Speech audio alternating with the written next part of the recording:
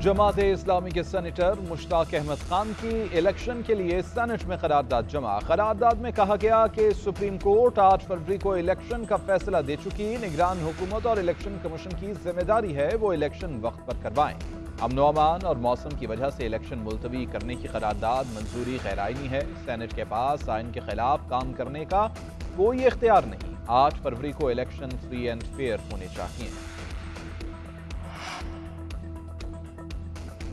गुज़िश्ता रोज quorum पूरा न होने पर करारदाद मंजूर की गई। सेनेट में बैठे 12 लोग अवाम की किस्मत का फैसला कर रहे थे। निसार खोड़ू की प्रेस कॉन्फ्रेंस, बोले कि इलेक्शन मुअत्तल करने की मज़मूम कोशिश की मजम्मत करते हैं। इलेक्शन मुअत्तल नहीं होंगे। अवाम को इलेक्शन से दूर रखना आइन के खिलाफ है। एक सूबे में टिकट्स का ऐलान किया गया, बाकी सूबों में भी करें। रसा हारून बोले कि आसिफ अली जरदारी और बिलावल भुट्टो का साथ देंगे। सियासी मफादात के लिए सिंधियों और मुहाजिरों में तफरीक कायम की गई। शहरी और देही आबादी की खलीज को खत्म किया जाए।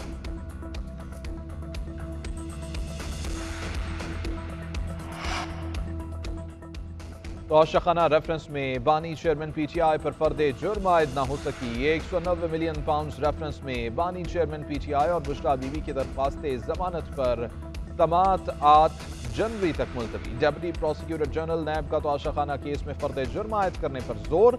लतीफ खोसा ने दलाइल दिए कि दोनों की जमानत की दरख्वास्तों को पहले सुना जाए। अदालत ने बानी चेयरमैन पीटीआई की बेटियों से टेलीफोनिक गुफ्तगू की सजा मंजूर कर ली।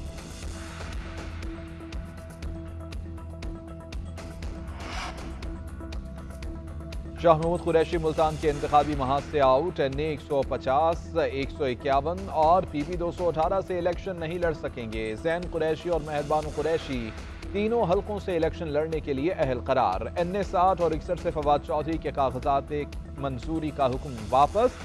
एफआईए और स्टेट बैंक की रिपोर्ट्स के मुताबिक फवाद चौधरी की अहलिया ने 3 गैर मुल्की दौरे और 9 बैंक अकाउंट जाहिर नहीं किए। हिबा चौधरी के कागजात नामजदगी पर फवाद चौधरी को भी नोटिस जारी। एनए 130 से नवाज शरीफ, 132 से शहबाज शरीफ, पीपीएससी से मरियम नवाज के खिलाफ अपीलें खारिज। जाम कमाल के कागजात नामजदगी मंजूरी के खिलाफ दायर 5 अपीलें खारिज। असद कैसर और तैमूर सलीम झगड़ा समेत मुतादिद उम्मीदवारों के कागजात मंजूर। जमशेद दस्ती की अहलिया नाजिया दस्ती और भांजे समद दस्ती के कागजात भी मंजूर कर लिए गए। डीजी खान से जरताज गुल और उनके शौहर हुमायूं के कागजात नामजदगी मंजूर।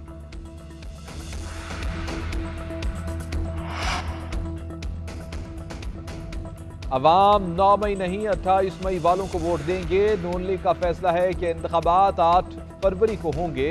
मजलूमियत का ढोल बजाने वालों को इंतखाबात से भागने नहीं दिया जाएगा। मुस्लिम लीग नून की रहनुमा मरियम औरंगजेब ने पीटीआई को निशाने पर ले लिया। बोली कि उन्होंने कोई कसर नहीं छोड़ी।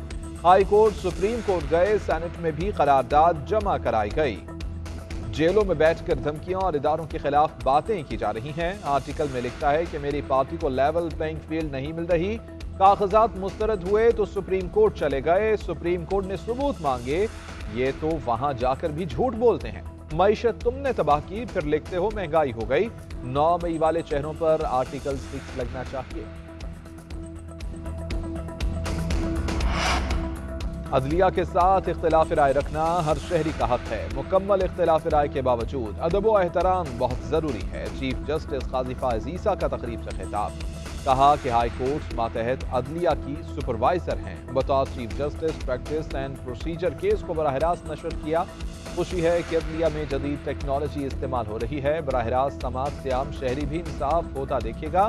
इससे वकला और तलबा को सीखने का मौका मिलेगा। ये अमल इंसाफ के निज़ाम में मजीद शफाफियत लेकर आएगा। आम लोगों में यह एतमाद बहाल करना जरूरी है कि इंसाफ हो रहा है। जजेस अपने तजुर्बात और आइडियाज एक दूसरे के साथ शेयर कर सकते हैं।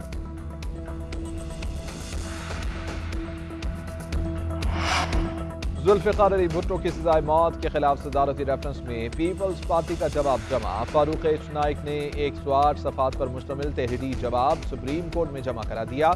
मुख्तलिफ किताबों के हवाले मौजूद। साबिक चीफ जस्टिस नसीम हसन शाह के इंटरव्यू की तफसीलात शामिल। इंटरव्यू की USB और CD भी जमा कराई गई। तहरीरी जवाब में इंटरव्यू की अंग्रेजी और उर्दू ट्रांसक्रिप्ट भी जमा। चीफ जस्टिस काजी फायज ईसा की सरबराही में 9 रुकनी लार्जर बेंच 8 जनवरी को जुल्फ़िकार भुट्टो सदारती रेफरेंस की समाअत करेगा।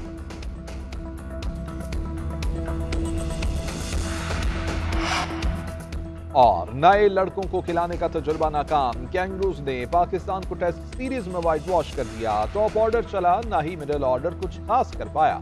बाबर आजम का बल्ला पूरी सीरीज में खामोश रहा, 150 तक न बना पाए। कप्तानी जाते जाते बाबर की फॉर्म भी साथ ले गई।